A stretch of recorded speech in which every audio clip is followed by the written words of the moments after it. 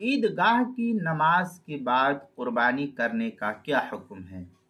چنانچہ اگر عیدگاہ میں نماز عید ادا کر لی گئی ہو اور ابھی محلے کی جو مساجد ہے ان مساجدوں میں نماز عید میں دیر ہو اور وہاں ابھی عید کی نماز نہیں ہوئی ہو تو بھی قربانی کرنا درست ہے، کیونکہ محلے کی جو عیدگاہ ہے اس میں نماز ہو گئی ہے۔ چنانچہ فتاوی تاتار خانیہ میں ضحیٰ بعد ما فرغ اہل الجبانہ قبل اہل المسجد قیل فی هذه السورہ یجوز قیاسا و استحسانا،